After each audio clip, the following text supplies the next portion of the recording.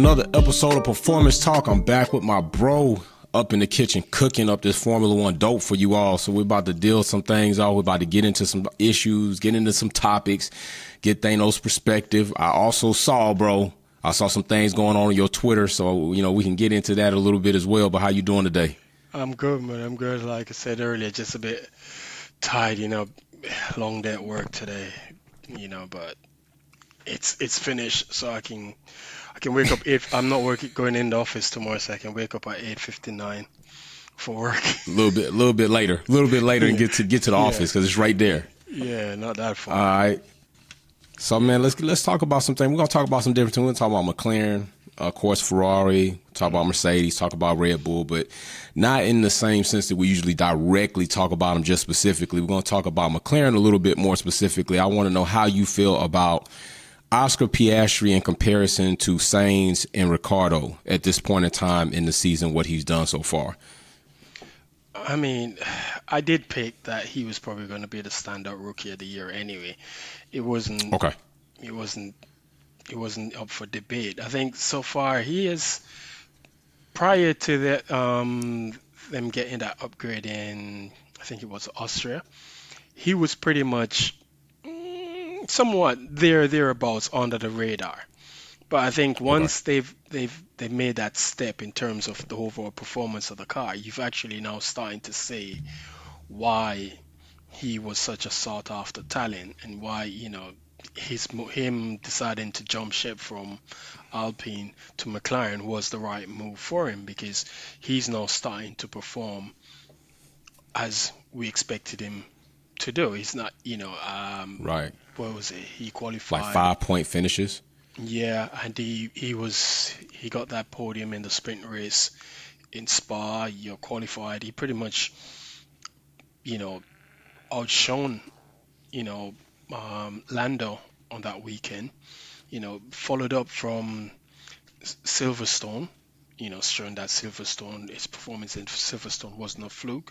Right. Same can be said again in Austria, in Hungary. But then again, I think they said he had some damage to his car. I think that probably happened when he got shoved off the track by I think was it Perez. Perez.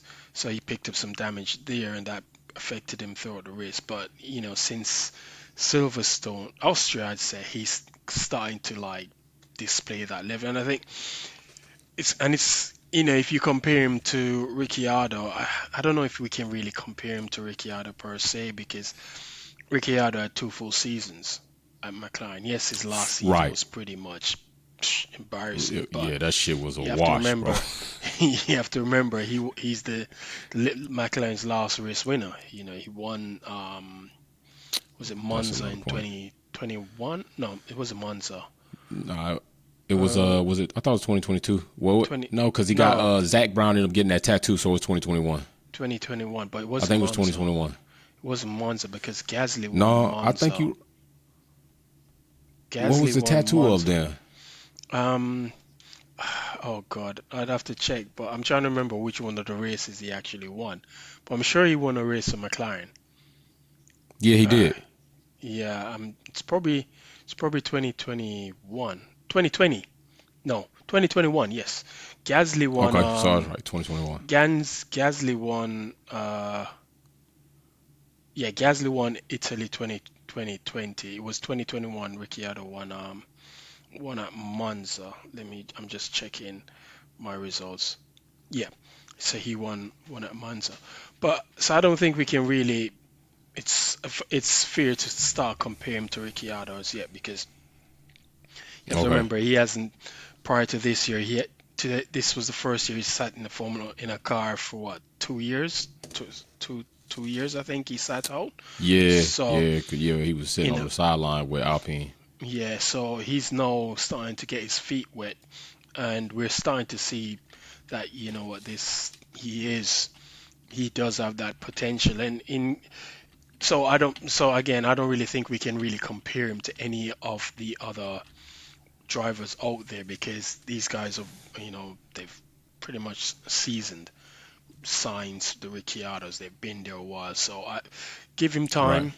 we'll start to see. And I think and I think he's going to fare really well against Lando because I think That's what I was pace going to ask wise, you next. yeah, I think pace wise, he has shown that he can match him pace wise. I think where he's probably going to need to improve is his race pace, and his race in that sense, because in the race, Lando is as much as he's arse outside of the car. He's somewhat ruthless inside of it. So Yeah, if there's a move there true. for it to go for, he's gonna He's go going to for go it, and for he's it. gonna hold his position. We've seen him numerous times with his battles with Lewis, True. Silverstone this year, at was that Austria a couple of years ago. So but I think overall, once he gets this season under his belt, because we're starting to see that now. And if McLaren can deliver a more consistent car next year, I think he's going to be there. I think he'll feel much better against Lando than Ricciardo did. But All for right, so now, let me just ask you let this him, then, bro, yeah. because I know you had some opinions about Lando's contract. You felt that Lando probably made a mistake, or maybe not the best decision when he signed his extension. I think to like 2025 and Yeah. 2022. I think he extended to 2025. So was it the duration of time in comparison to what his options may be, or was it the fact that he had like a no release clause, like he couldn't leave if he had a better opportunity? What was it so much that you had a problem with, and do you still think that that's valid now, seeing what you possibly could see McLaren doing with acquiring Piastri and maybe in the next season? My issue with the Lando contract was I think it was too hasty of a Okay, decision to make. He probably could have held off because I think he still had a year left on his contract when he signed the deal. So he could have just held off and just see what the market was like. Because again, my reasoning was, what if Lewis had decided he was going to step away at the end okay, of uh, this year? right, Then a seat would be open. And where do you want to be? Do you want to be in a customer seat, or you want to be in a factory seat? So by signing that contract so early, he took himself off the board. He's no longer got a you. player. What I mean? He sacrificed himself. He's a pawn now that sacrificed himself. So he's no longer in play anymore. And I felt if he had held off, he could have waited to see. Because again, what was going to happen? They weren't going to give away his seat. There was no pressure from McLaren or anyone outside of McLaren to say, okay, if Lando, your seat is at jeopardy. Who was going to replace him? At that point, he was putting the beat down on Ricciardo already. So why not just hold off and see what happens? See what kind of car you get from McLaren. If it's a good enough car, then you can say, okay, then cool, I'll extend. He could have just said to Zach, you know what, Zach, Okay, let's just hold off a bit. Let's just see. I'm not in no rush. Obviously you're gonna get first refusal, and go down to the final year of the contract and then work from there. See what happens. A factory seat could have come open. I don't know. Granted, it was a risk, but he had nothing to lose in doing that. He wasn't going to lose anything, so he could have just held off. So I think that for me, that's right, where my um overall thinking was that you could have just waited to see what the market was, because what would have been the most sought after seat would have been Lewis's seat, and no correct, one knew if Lewis was going to renew his contract even this year. You know what I mean? Lewis still hasn't. Yeah, we right. know he's It's going to still do it, but the right. likelihood he could have come out last year and said, you know what, I'm not next year. 2023 will be my final year in Formula One. Do you think Then, that this situation with Lewis would have probably yielded for Lando maybe to even increase the amount of money, the bag, if he had waited like you said yeah, with the situation with Lewis? but again, not really, because So you think the same money? he would have probably been the same money, because again, Okay, it's not like someone is threatening his seat, and it's not a situation whereby he has a contract. Mercedes has come to him and said, "Yo, here's a potential seat, here's a contract," where he can then go back to McLaren and say, "Yeah, McLaren and then I got you. Mercedes has offered me this, where you want to match." But even if Mercedes offered him 10% less than what McLaren were offering him, I'm sure he would have taken a Mercedes deal, because it's a factory team. where you Right. want to be. You don't want to be in a customer team. You want to be a factory driver because they have Full more. adaptability. Exactly, and not only that, when the in terms of building the car, everything is in-house. They build the power unit Right. and the chassis and everything is in-house. McLaren, they get a drawing, they get a specific. I think um, the regulation now mandates where the mounting points for the engines to the to the back of the chassis is. So that's mandated. So they know where the position is going to be. But certain things they can't, they don't have information about, car rigidity, the chassis stiffness, how it works with the power unit attached to it. Does it give you that rigidity that you want, and Okay. so on. So, a customer, you just get an engine created to you on a race that you Right. plug So it there's no in, and variables for you to change. You yeah, can't change that for the yourself. only thing Right. they can really do is they design their own cooling system, and I think they probably design their own exhaust system. But And they chose to stay that way, though. How do you feel about McLaren making that move? Because it seemed like at first they were trying to sought after a Honda situation, then it really didn't work out. But it seemed like they were looking to make a move towards works team versus customer team. And then they kind of settled in and said that we're going to do it being a customer team. Do you think McLaren can do what they say they're going to do being a customer team? no, which is why Ron Dennis went out and got the Honda deal, because he said you're not going to win a championship being a customer team. The last customer team to win a Formula One championship was Red Bull, when they dominated with in the Seb era. But even back then, they weren't de facto. They were kind of like de facto the um, factory team for Renault, despite Renault having their own team on the grid. So they were the last actual customs, you can say, customer team that won a championship. And given what we saw from Mercedes in 2014, that peaked Ron Dennis and like, yeah, we're not going to beat these guys by being a customer. It's just not going to happen. I mean, so that's why he went and got the deal. But again, that deal fell through because we all know the whole Alonso GP2 engine sort of thing, and I don't think what's it, McLaren wanted to play a ball with Honda. I think so there was disagreements between both parties, and they just call it quits. And I felt like had Ron still been in power, still been at McLaren, they would have been the Honda factory team right now, and Red Bull would probably be just a customer team. So they lost out on that big time. And I can't see a way how they're going to win a championship being a customer. It's just not gonna happen. Not Okay. with the might of Red Bull, Ferrari, and Mercedes right now. I just don't see it happening. So Okay. So yeah. it's done on that. Do you think that there's going to be any type of rift between Lando and Oscar if Oscar starts taking podiums off Lando? Again, Do you see that type of personality trait in Lando if that does happen? I mean, Lando gives you the impression of someone like he doesn't really care. He You know what I mean? does. He's always joking and all that, but I think he does care. How he'll react to someone actually challenging him and start, like you suggest, taking podiums and points off him and whatnot. That's yet to be seen, because I don't think he Okay. was ever been in that position where he felt he was being outclassed by a teammate. And that's, so until that you cross that bridge, it's kind of hard to determine how a person is going to deal with that, because again, it's a new situation. It's a situation he's not really familiar with. But it could happen. It could Okay. happen. And again, it depends on the character of the person. So if he finds himself in a position where, I mean, if he finds himself in a Ricciardo, the last year of his contract sort of position, it's gonna hurt him a bit. It's gonna Right. hurt him a bit, because people are gonna start to look at like, well, me, you know what? We thought you were the guy that, you could Right. be the next one, but it's not happening. So Right.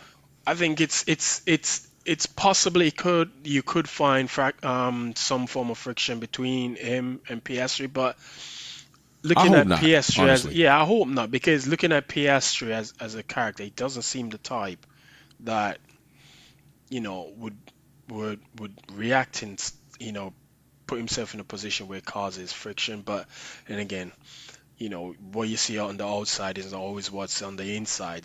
True. He might look that that quiet boy sort of outlook, but outside of that, beyond that, he's a monster Might be a monster. underneath. Right. Yeah, so Especially when but you start winning. Winning can kind of change people sometimes. It can make you more of what you are, what you're not exactly. kind of being right now. You're right about that. Exactly. When you put people in new situations they're not familiar with, that's when you test someone's character. That's when you True. see the true test of character. Because how are you gonna deal with an unfamiliar situation? Are you gonna adapt, or are you gonna fold?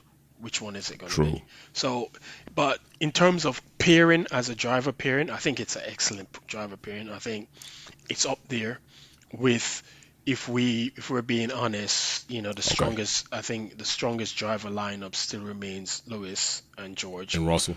Okay. Yeah, followed by, I'd go still say Perez and no, not Perez, I was Charles about to and say Sainz. the Saints. I'd go Okay. two. Three, I'd put Perez and Max, and then I'd put Lando and Piastri behind that. I think they're the All right, and strongest trying that's to I pair guess it. I guess in that you're incorporating performance of the car. But let's say if we remove the true dominant advantage of the car, do you still think Max and Perez are a good driver pairing, are a better driver pairing than what you're seeing in Oscar and Lando? Do you still believe that?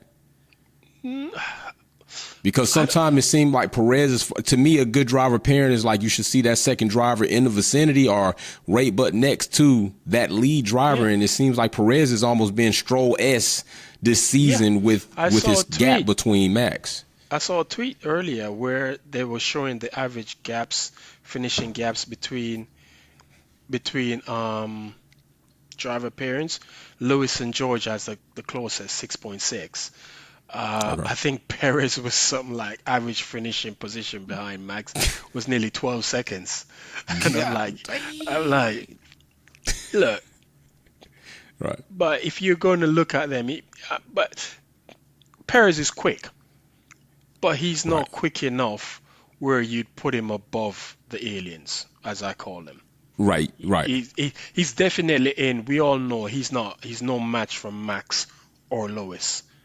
Any day of the week, Facts. no day of the week, he's a match for them. I mean, put them in, put swap position and put Lewis in that Red Bull.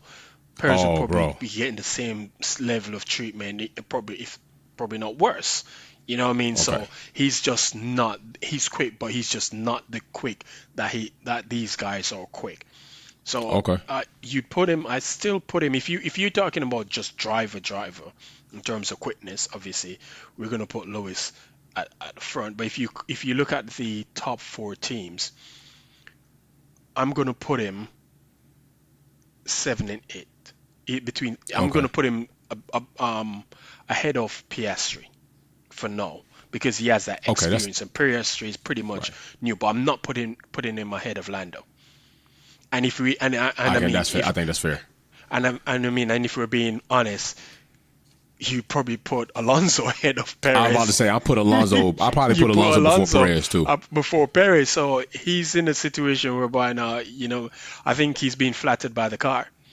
I think the car is what's really flattering him, but he's just not that, as the good thing says, you're not that guy. He's not that guy. Okay. So, but All he's right. found himself in a very comfortable So how you feel about situation. his contract situation? How you feel about Perez's contractual situation coming up? What would you see that would make you believe either Perez's situation not that bad, you're gonna stay there, or do you see Perez going somewhere else? Or do you even see Red Bull really, because Red Bull can say one thing and do another, bro. So do you hmm really see Red Bull wanting to retain Perez, or do you think Red Bull are right now in the process of looking at how they can go ahead and swap Perez out? Because Well, we already decided, and we both know they don't want two alpha males there. They don't want that next to Max. So do they Perez keep seat is Perez for safe. that or what? Perez He's seat is safe. Okay. safe. His seat for next year is pretty much safe. There's no reason for Red Bull to drop him. None. You can't come up with a proper reason why you'd say they should drop him for somebody else, because he's despite his being absolutely piss poor, is P2 in the championship. Red Bull has never finished 1-2 in the drivers' championship before, so they have the opportunity to do that this year. I think his position becomes unattainable when if the likes of Mercedes and Ferrari turns up next year with a car that can challenge Red Bull. Then Okay. no, you start because then what that does is that's going to somewhat expose Max because Max won't have that rear gunner to protect him because if Mercedes and Ferrari comes with a better package, you expect Lewis and George, Perez, Sainz and Carlos and Charles to be finishing ahead of Perez because these guys I think are naturally just we all know Lewis and George is better than Perez anyway. Charles is definitely better than Perez. So Okay. until it gets to a position whereby his results starts to falter so badly that it potentially can cost Red Bull a drivers championship or a constructors championship. Granted, they're not too keen. They don't really, per se, are bothered about the constructors. But if it starts to cost them points and potentially a championship, they might be looking to replace him. But then Okay. the next question is with who? Who have they got in Correct. their driver stable that you could put in that seat? Who you can say is better than Perez right now? Liam Lawson? Hmm, I'm not sure. Right. The kids, what's it? They was talking about Colton Iwasa. Herta last season with that whole situation. He gets his Yeah, super license. look, I don't know what that's going to do coming from IndyCar to NASCAR. I mean, yeah, IndyCar to them, Formula them, One. I don't them, know if you can really bank them on that. IndyCar boys not gonna come over in Formula One Right, and and make a like it's not nah, happening. Right. they're not gonna do a Montoya. That's not gonna happen. We saw Sebastian Bourdais come over. Sebastian Bourdais was a multiple IndyCar champion. You know what I mean? Came over and he pretty much got dusted by Vettel driving for Toro Rosso at the time. So expecting some dude because you're quick in IndyCar to come over in Formula One and be Formula One is a It's not different kettle of realistic. fish. This is a different breed. You're talking about your experience in G forces in a Formula One car. You've never you didn't think was possible in IndyCar because you're talking about an F1 car is probably what 5 to 6 seconds a lap quicker than IndyCar. So I don't Bro, that's crazy. ignore that damn IndyCars Right. whatever. Okay. All right. So Nah. let's get into this, bro. Let's talk about some FIA situations. Okay. Hmm. All right. So like we got Lewis last just getting this penalty with the situation with Perez in Belgium. Spa. Hmm. It's about right. All right. So 5 second penalty, 2 points. In that same weekend, we had Oscar and Sainz in the corner. Both cars had the DNF due to damage. No penalty. I don't even really see an investigation. Yeah. Prior to that, we had Lewis and Russell contact in Spain, and they got issued a warning. Hmm. Then before that, we got Sainz, Australia. He gets 5 second penalty and then also gets 2 points on his super license.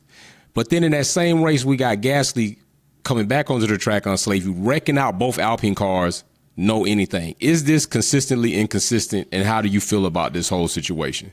You just mentioned one of my favorite sayings Consistently about the FIA. inconsistent. They're consistent. The only thing they're consistent on is being inconsistent.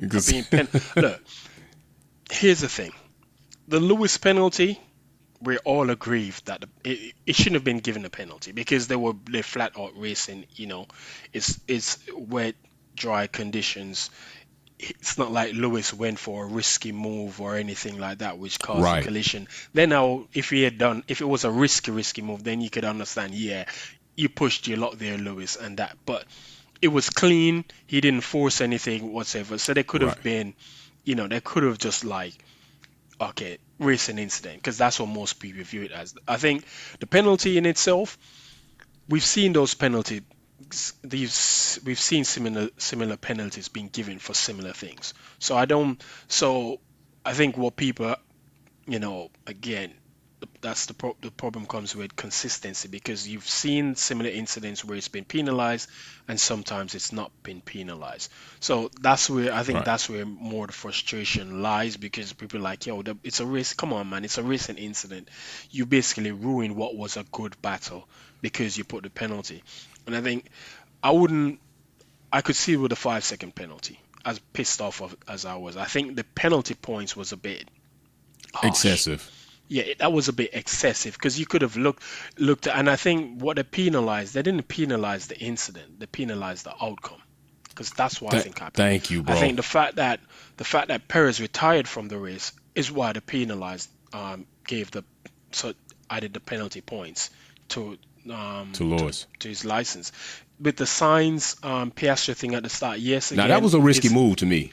yeah That because was more of a risky move than the Lewis situation. yeah, because Sainz basically he just dived across the track like no one else was behind him, and it he basically created that whole thing. And I think the reason why again he probably wasn't penalized because they have this thing where they said first lap incidents they're gonna be a bit somewhat lenient, which I think is BS. You Thank you. you I can't was you going to ask you can't about be that. you can't decide you're gonna be arbitrary about incidents because it's the first lap. So what? Everybody's I so mean, damn anxious, right? yeah, so what? They're still they're all professionals and should know to behave on the track. So I think in that situation, because both of them retired from the race, they felt, well, what's the point in penalizing him? He's already out the race already. So they let it go. And again, that is another moment of them being inconsistent. So it's just people just want them to be just want them to be consistent with how they apply the rules across the board. Don't Right. be. It should not be an arbitrary thing where they feel, yeah, we don't think it. If you're dealing with it black and white, just deal with it black and white and get it over and done with, and stop, choosing when you want to apply the rules and then talk about, oh, it's the rules. The rules are the rules. Right. So So they should be how applied pretty much same every time. exactly. You shouldn't exactly. So if you penalize Lewis for that incident, then you should have penalized Sainz for that, and anyone else who finds themselves doing the same thing going forward should be given the same penalty, no Correct. questions asked. But we just know that's not going to happen. Yeah, I mean, That's not going if to we happen. see that, I mean, we had three situations in that same area in Australia, but Sainz is the only one to get the penalty with Alonso, but you don't give Gasly a penalty with Ocon, two cars completely wrecked out, and then you don't give Logan Sargent his penalty running up the back of De Vries in that same situation. So it was really kind of crazy. So like you said, it's just the only thing that consistent at is being inconsistent, and to be Exactly. that inconsistent in that situation was really that was an indictment to me. Yeah, because those incidents are far more severe than what happened with the Lewis and Perez Right. situation. Because truthfully, I don't think Perez' car was damaged that badly that they needed to retire him. He pretty much fell out the points, and they thought, well, what's the point Just carrying on? Because he was never going to score any he was never points going to get the anyway. points back. If he had carried on, he probably would have finished P18 or something because he became that slow. He had no tires left. So I think they looked at it like, well, just bring him in and say it's There car you go. damage. It's a reliability issue, and that's where the penalty comes in. But look, I've been watching this a long time, and as they're pissed, I shouldn't be pissed off at them doing these things, but because we're used to them, but it's just gonna keep on happening. I don't expect. And Okay. another thing that's I think is a problem is they have part-time stewards. That's what I was about So to ask you. How do you so fix it? Okay. exactly. So you're traveling around the world with part-time stewards who are different stewards every other race weekend. And I think I understand why you'd want to change the stewards occasionally because you don't want familiarity. What's the saying? Familiarity to Familiarity. be Right. contempt. You know what I mean? You don't want people to get to familiar with how this steward operates, and then you think, yeah, okay, I know if I You do this, I'm not automatic going to get defer. penalized and so on. So I can understand why sometimes they'd want to they rotate the stewards, but I think there should be one person, at least one person there who is a permanent steward.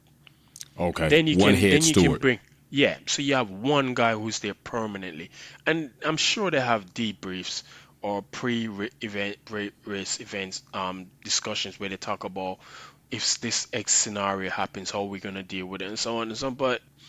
But can those meetings really be working if we still seeing what we seeing in some of the most simplistic situations? Because I think some of these events that we're talking about right now, that we're specifically talking about right now, these are simple events. I mean, more than halfway alongside, like you said, if it's not an aggressive move, and then yet we get another situation that seems more egregious than that, but then there's no penalty. So it's likely these meetings are not really working.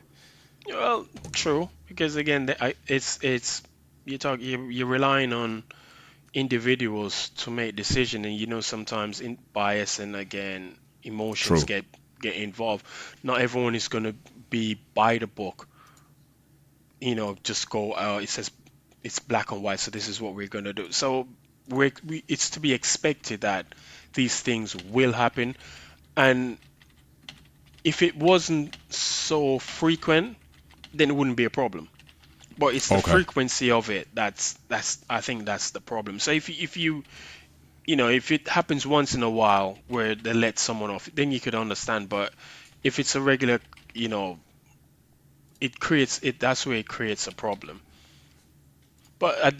there definitely should be someone, at least one main driver steward there for the whole entire season. But then you also then you have to remember, I don't think it's a paid job.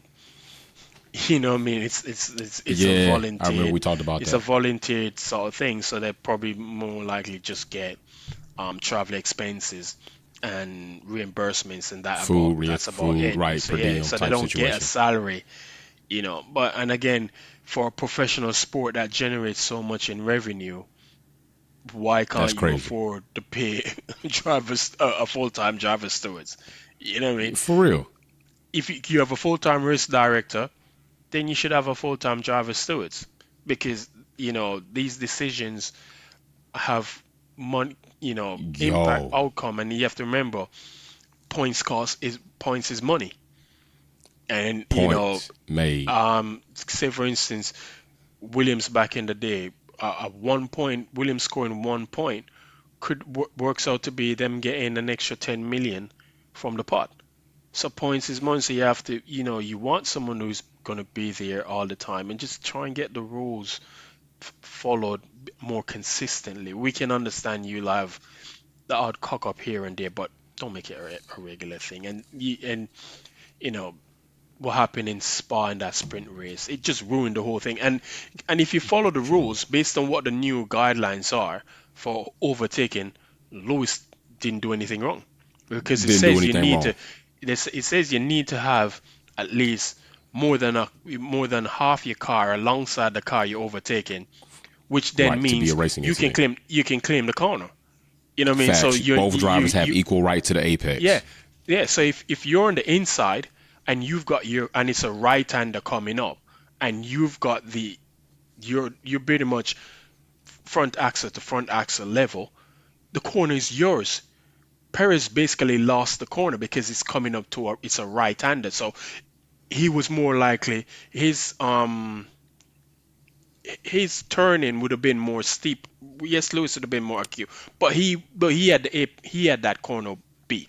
It was his corner. Right. So based on the rules, there it shouldn't have been a penalty. But again, they themselves go against their own rule, what they put out there, and said, okay, these are the guidelines, and they ignore the guidelines and still issue the penalty. And again, you're not being consistent with how you're applying it.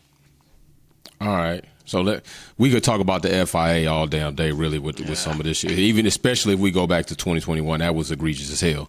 But let's move to somebody that I'd like to bring up to the forefront as far as wondering what's going to happen with his career, wondering what's going to happen as far as him being a Formula One driver. I want to talk about Mick Schumacher real quick, because I think his situation is a bit different than anybody else's. I think it's a typical situation that we got what LeBron, like what's Bronny going to do? You know, we had with Ken Griffey, what's Ken Griffey Jr. going to do? We had Gary Payton, what's Payton Jr. going to do? Mick sits in a very funny situation because not only is it his dad, but it's also his uncle. You also got Ralph Schumacher who wasn't a champion like Michael, but he wasn't the worst Formula One driver. Yet Mick He's won hasn't. races. He won Right, races. there you go. He won races. Mick has not even eclipsed that. So What do you think Mick's future is? Is he going to be a reserve driver for a career? Is he going to, at some point in time, earn merit and be a star driver? Or is he going to be a journeyman Nico Hulkenberg type driver? What do you see for Mick in the future?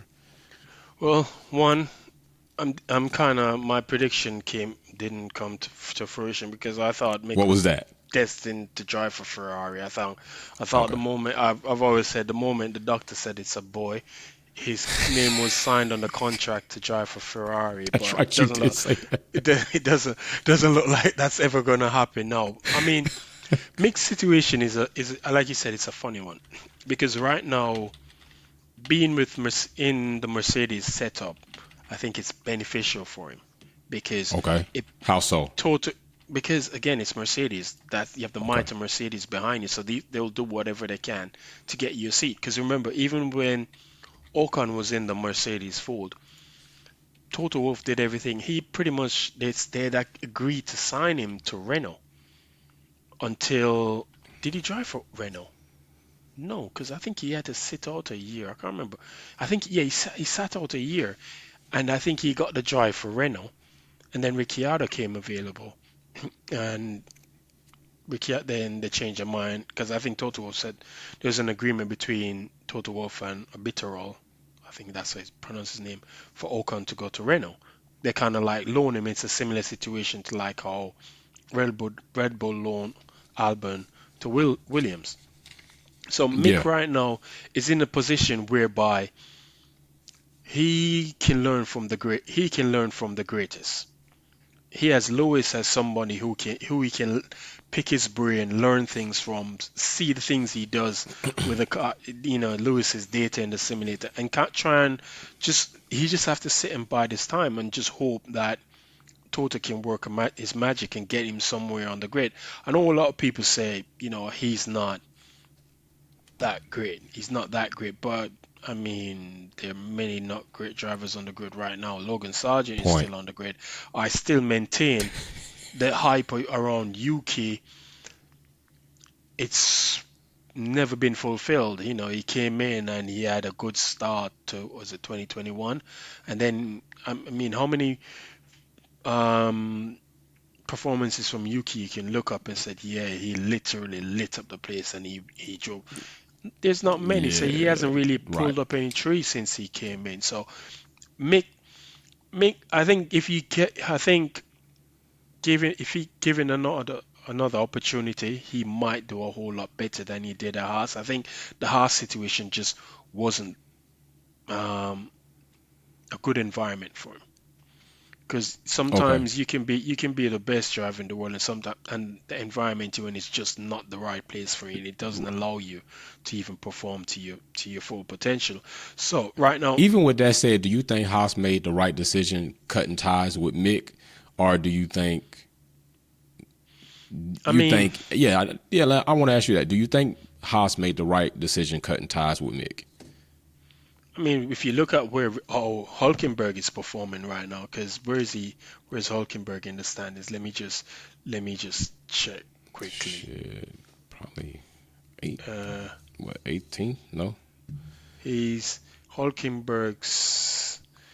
He's 14th. He has what 9 points. He has more points than Kevin Magnussen.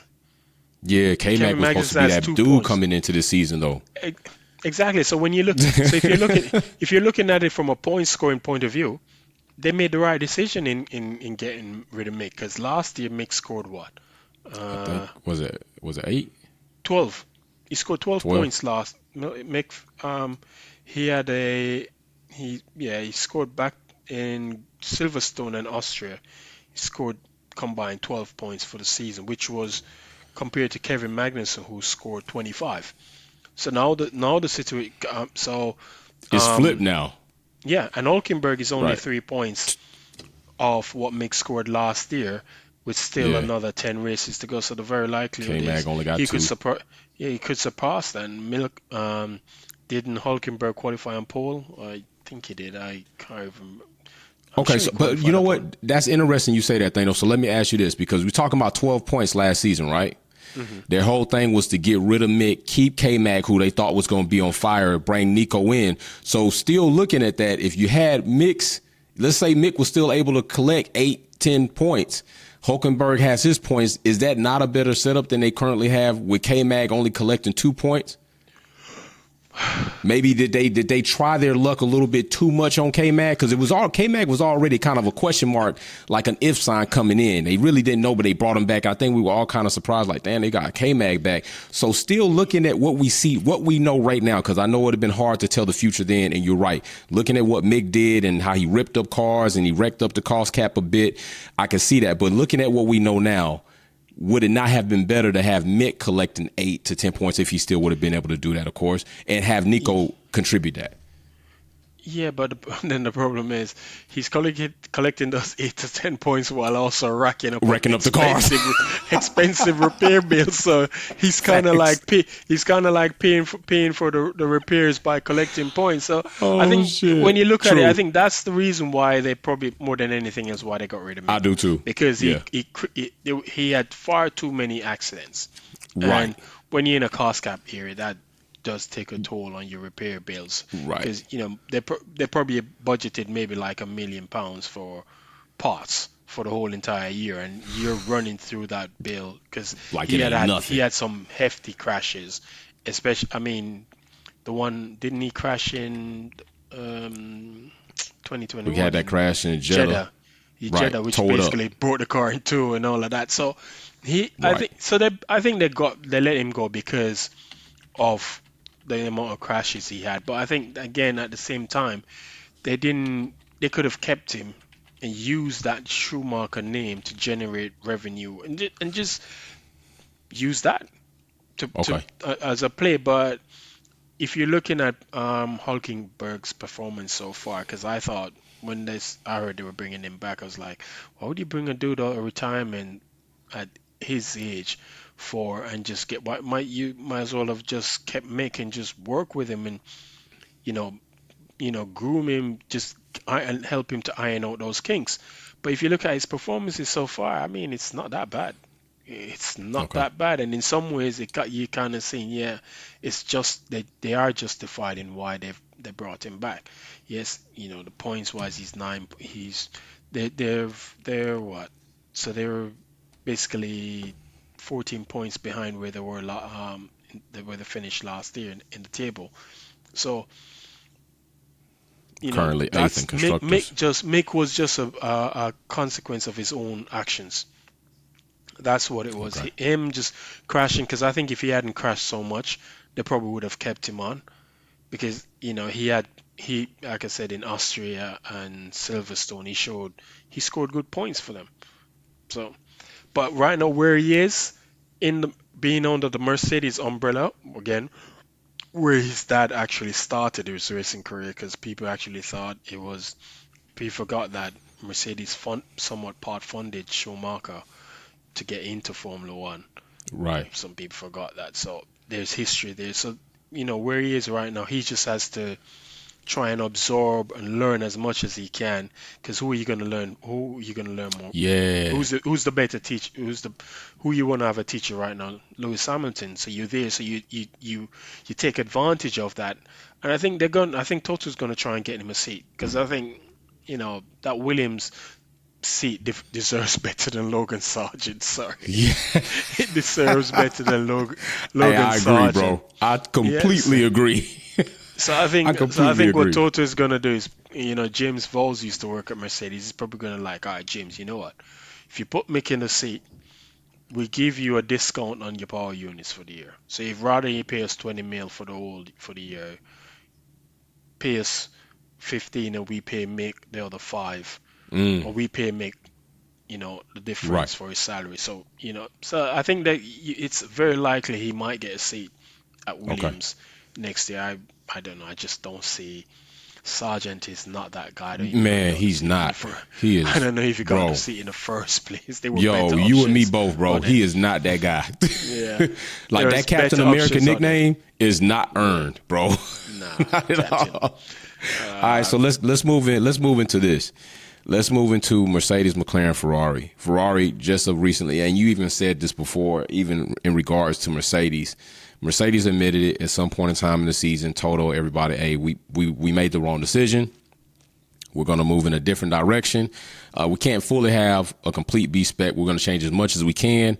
And they have seen some positive results from making that change and admitting that they made a mistake. Although a lot of people are hung up on the fact that Lewis Hamilton saying Mercedes don't make mistakes. You know, they're always going to be hung up on whatever they can say about Lewis, you know, unfairly and unjustly, because he is what he is. He's a black man on the grid. He's the best, and it's always going to be a target on his back. But Ferrari seems like now that they've set a long goal. And it seems like to me they're telling their fans, like, don't expect anything till 2026. How do you feel about Ferrari's readjustment as of late? Like, maybe they looked in the mirror and said, you know what, we fucked up. Like, we've been fucking up, and it's going to take us a while to fix it. Do you think this is going to be till 2026 we see Ferrari really be competitive? Because, bro, they tumbling right now. Man, I mean, Ferrari's been messing up since 2008. I mean, there's no, I don't know why only now they're gonna start saying, "Oh, we've messed up." They've been messing up for best part, what, 16 years. They're not gonna change. No, the Ferrari situation, I still think they don't think there's anything wrong with the car. You do? I genuinely believe they don't think there's anything wrong. I genuinely believe that they still think they can salvage it, and they're going to try their best at salvage it. They're being somewhat reluctant to explore different avenues. Yeah, because, the car looks quick over a lap, but a race is more than one lap. One lap, right. You know what I mean? So that it's all well and good. It looks quick, but then when you get into a race and you start eating your tires and on all of these things, and you realize, you're still not there. Because if you look at it, they only have 3 podiums this year, and it so happens, where did those 3 podiums come? When they had we talked about the sprint races.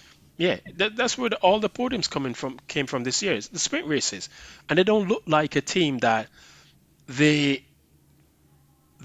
getting any closer to to Red Bull. Well, no one looks like they're getting really close to Red Bull at present. No. But the Ferrari situation it's just Ferrari being Ferrari. I don't think there's much. They're gonna try as hard as they can, but they're gonna find somewhere messing it up. I don't see them 2026. 2026 is the new power unit regulations and the new. I think they're going to come in with new aero regulations as well. New car. I think they're going to move a bit aerodynamics and all these things, whatever they're coming up with. Are we going to trust Ferrari to get it right then? If you can't trust them, they've not gotten it. They didn't get it right in 2009. They didn't get it right in 2014. They somewhat got it right in 17 and 18, but then they had a team that imploded on itself. Resulted in them start cheating with the 2019 power unit, and they've fell backwards 2020, 2021. They started last year looking great, but then again, Ferrari's like the logo is a stallion, but that stallion has asthma, man. That stallion car run more than 10 meters before it starts to gasp for here, because I gotta give you one for that one. That stallion has asthma, and that's pretty much why. Well, you saw they ran out of steam. They can't maintain. Yes, Charles had a Bozo moment in France, but if you look at it in actuality, even if he didn't have that Bozo moment, Ferrari weren't going to win the championship, because they didn't. They can't seem to maintain a full push over the full length of a season. Because you just know that you expect them to start well. It's pretty much somewhat the norm. Ferrari will start well on average, but you do know, don't pay them no mind. That's what they do every year. They're gonna come good at the start, but by mid-season you're gonna see them be flat. Yeah, they'd be flat, and they'd be like, they start scratching their head like, oh, what happened? We started the season so well, and now what's going on? Why are we falling back in? It's just them. So thinking 2026, they can somehow turn up with something and be like, no, that's.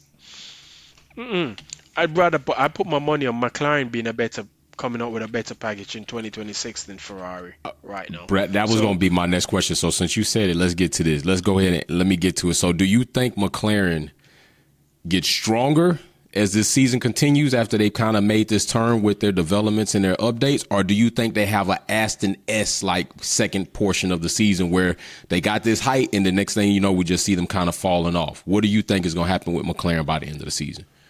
well, I mean, in Spa we pretty much saw them kind of like went backwards. You know what I mean? True. They look good in the wet conditions, but Lando, yeah, he had a barn door on the back of his car, but I don't think they had the pace that weekend at all. No matter what they did, they just didn't have the pace. So could it be that the three performances we saw from Austria to Hungary was more track specific? Mm, It's possible, and it's also possible that they've actually made some improvements, but it's kind of odd. They say all the numbers say they've improved, but Lando pretty much saying the car is still bad. It doesn't feel any different. Somewhat doesn't feel any different to him. It still right. feels bad.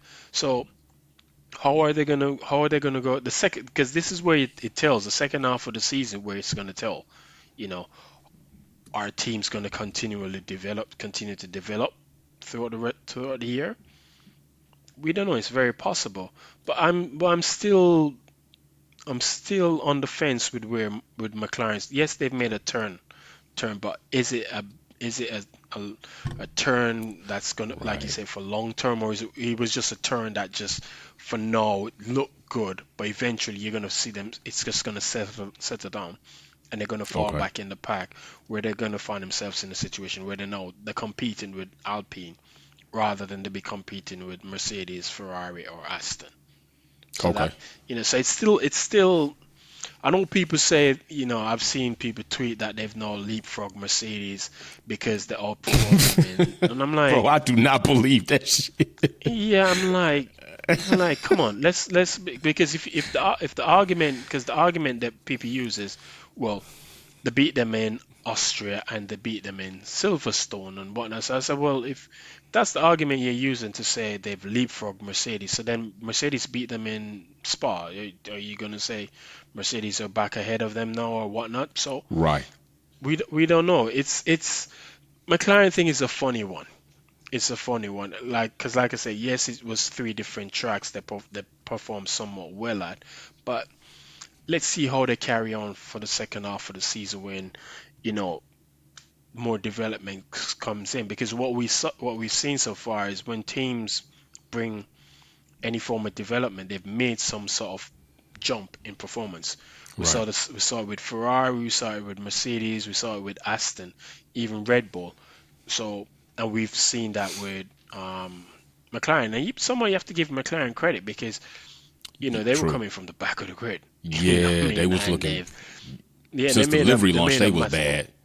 Yeah, then you have to remember when they did the launch, they pretty much said the car that the launch wasn't the car they wanted to start the season with. So Right. they said there was something like they were behind in development. So I guess they were, They so were what we telling the saw in truth. Austria, yeah, what we saw in Austria and Silverstone was probably what they wanted that's the configuration they wanted the car to start in. But I don't know, they fell behind in how they managed that to happen. I don't know.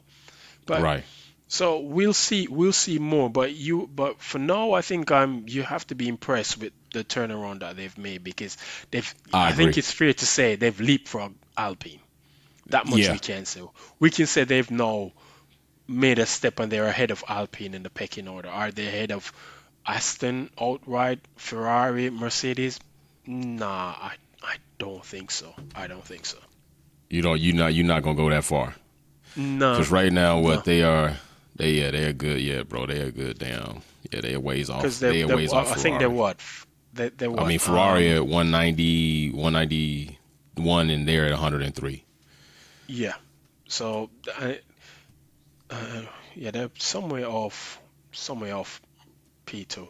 So I think that they probably find themselves in the fight for 3 and 4 in the championship, Okay. because they've definitely, was it? Yeah, they've pretty much, what's that? In the last, because in the last from Austria to Belgium, they've scored what? 58, 60, 86 points they've scored in across those four Oh races. yeah, And I think McLaren if you, together. yeah, and if you look at the numbers, that's pretty much second, third to only Red Bull, Mercedes, Red Bull and Mercedes, because Red Bull scored something like from, if you're going from Austria, shit, it's nearly 200 points. Right. They up Literally. there. Actually, what McLaren has scored is more than Mercedes. Was that 2, 4, 6, 69, 70, 80 points? So I think they outscored Mercedes by 6 points from Austria until now.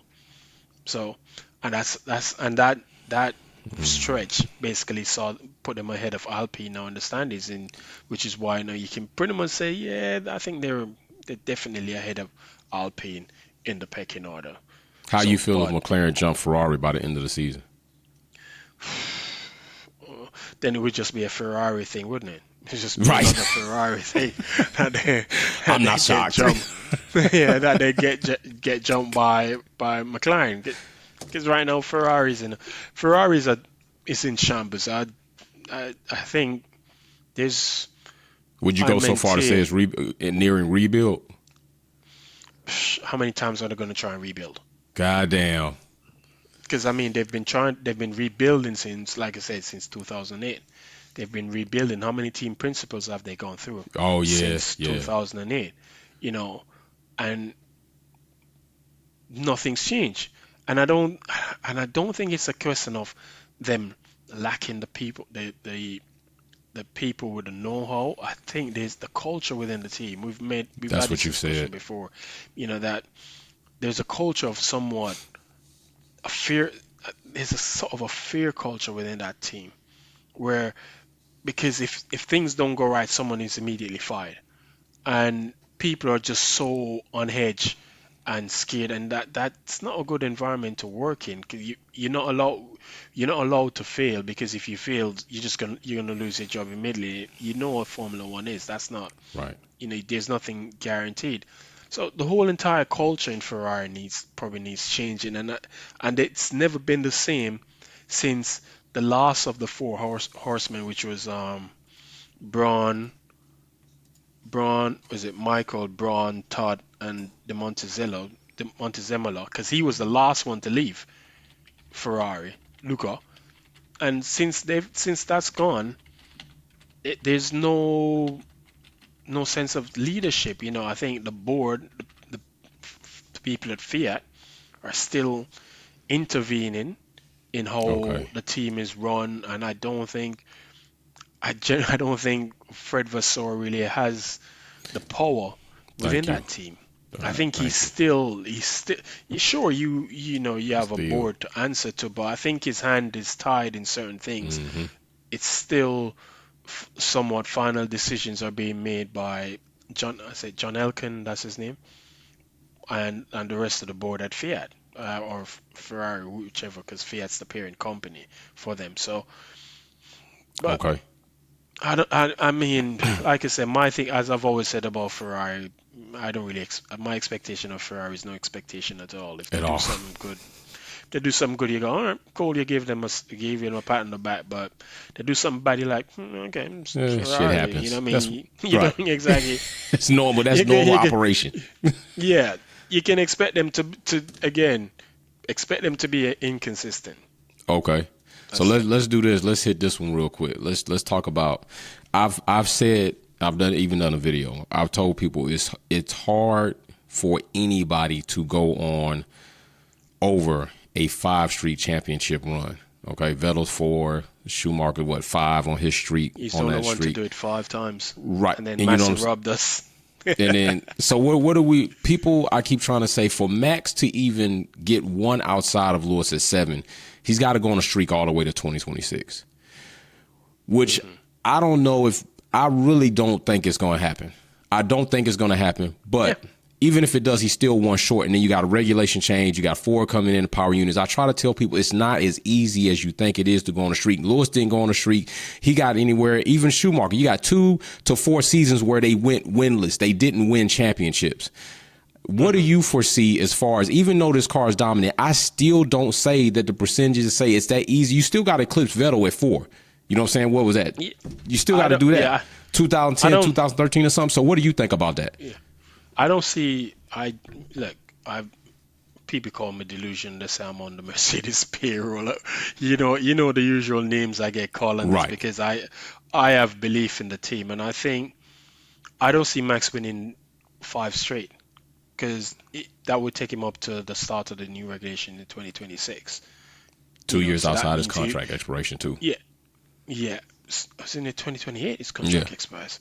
Yeah. Right. So he would have cleaned up everything in this way. I don't know. I don't see it happening. I don't see it happening because even with, pardon me, Vettel's run to 4, he could have lost 2 of those championships easily. He could have lost the 2010 championship. I mean, granted, he only led the championship when he crossed the line. The only time he led the 2010 championship was when he crossed the finishing line in Abu Dhabi. It was the only time he led it. But he could have lost 2012. 2013, he probably could have lost 2013 had teams decided they wanted to carry on the development race throughout that year. But once the summer break came in, people just went, screw it, what's the point? And he just went on that 9 race winning streak.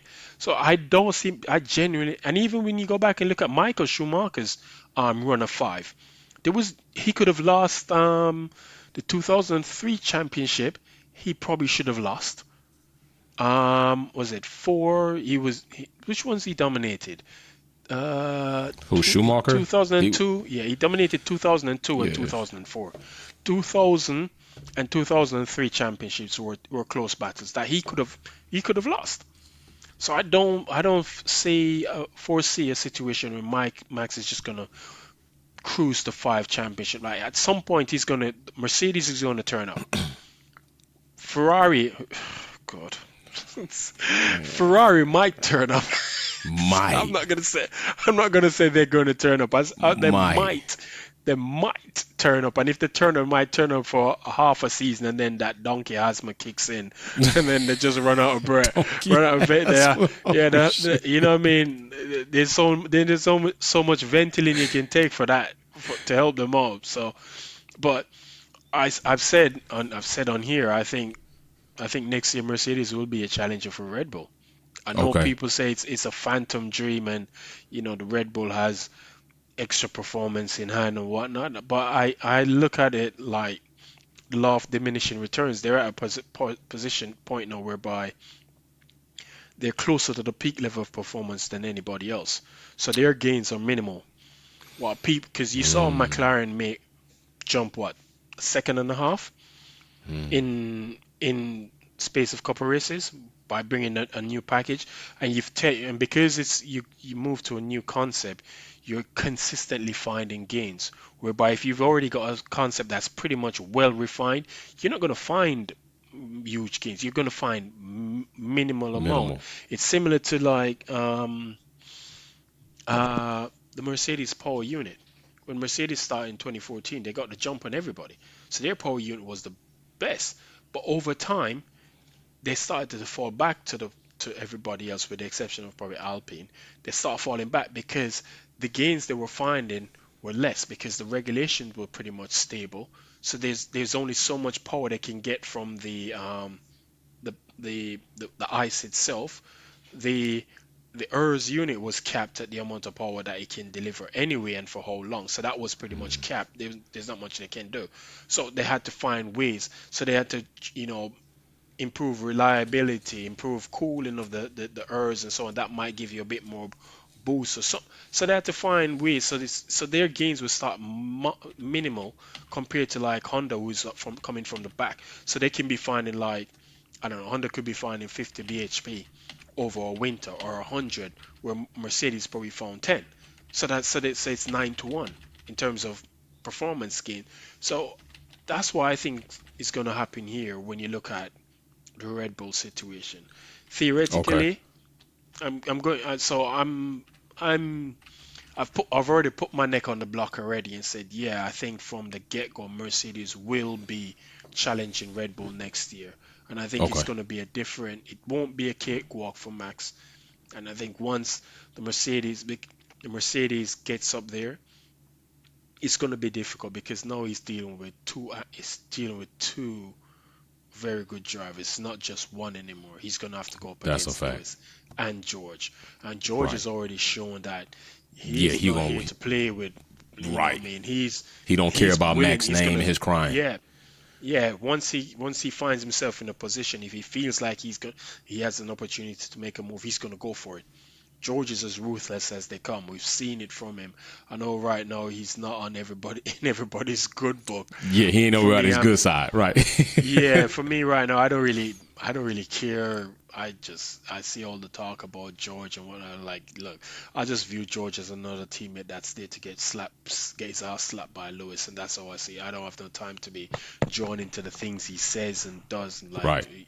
it's just another teammate that's gonna get his ass beat, and that's all that matters. But next year, watch Mercedes turn up to the show from the get-go, and they'll be right there.